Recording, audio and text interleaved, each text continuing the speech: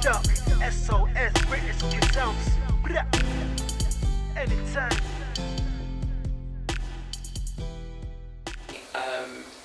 This is a tape about my perspective of how I see the youth of today. My personal journey, I'm 38 years old, I've got 4 children, and in 2002 I was convicted of importing drugs into England and given an 8-year sentence. Out of that 8-year sentence I served 4 years and was released in 2006. Luckily I found work with the St Giles Trust, and now I'm PA to the Chief Executive of the organisation. For me, the way I see the youth of today going, I think it's just wrong, because I'm a mum of a 15-year-old boy who unfortunately was robbed and attacked by a gang of youths who took away his phone, tried to take his jacket, and he was held up by a knife point. For me, at the time I felt extreme anger, but when I look deeper into it, it's just the way things have are going today. And as much as I don't understand it, I do understand it because I was young at one stage, and all I've got to say to the youth of today is think about what you're doing, think of the consequences of what you're doing, because at the end of the day you're taking each other's life. Nobody's got a right to do that, and you need to look at the wider picture. When you take somebody's life, let's look at it from the victim's perspective. Once you've taken his life, you've got to think of his mother, the devastation she's going to feel to know that her child is gone, brothers, sisters, friends, girlfriends. You've taken away the fact that he will never be able to go out there and have a mortgage, buy a car, have children, and go on to live to an age where he probably would have died normally, like from natural causes. Let's look at it from the person that's killed the person. Okay then, in your group or your peers, you may look like, yeah, you're somebody. Okay then, you go to prison, you get a life sentence, and for the first year or couple of months, yeah, you're the man, you're the person, you're great because you've taken somebody's life for whatever reason you've taken that person's life. But let's take it 5 years, 10 years into your sentence, when everybody's like fed up of visiting you, they're fed up of sending you the money, they're just getting on with their lives now because that's forgotten, because they've all grown up from that and it just wasn't the way to live their lives. So you're left for the rest of your life doing that sentence.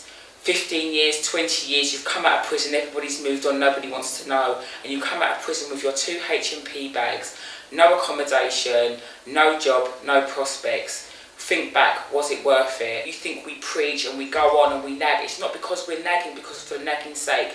We know because we've been there, we've lived the life, we've walked the walk and we've done the talk. And all I'm asking you is to look at what you're doing.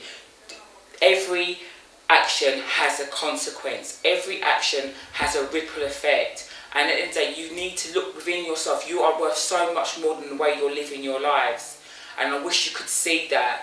And when you go out there and you do what you do, think about the consequences of your actions. Think about the situation you're in when everybody's, and you're all in a group and you think, yeah, that's the way to go. Stop and think, okay, is this really what I want to do? Because if I do this, where's it going to lead me? And like, I work with a guy called Junior who heads our SOS Project, and one day we went out and done a school talk, and he said something that was so profound. Take responsibility. Responsibility gives you power. That's where you're going to get your power, not from holding people up, not from killing each other, or not from feeling that you've got to be in some kind of gang thing and mob rule. That's not the way. Take responsibility. Educate yourself. There's so much more things out there for you.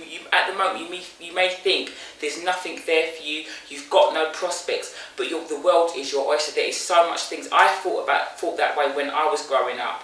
I had a narrow sight, and I went down the route I went down, and it led me to prison, to go to prison in my 30s. Yeah, it may have been my first prison sentence, but I sat down and I thought, you know what, the way I lived my life was not the way. Maybe I wasn't in a gang, okay, but I understand peer pressure, the need to be accepted.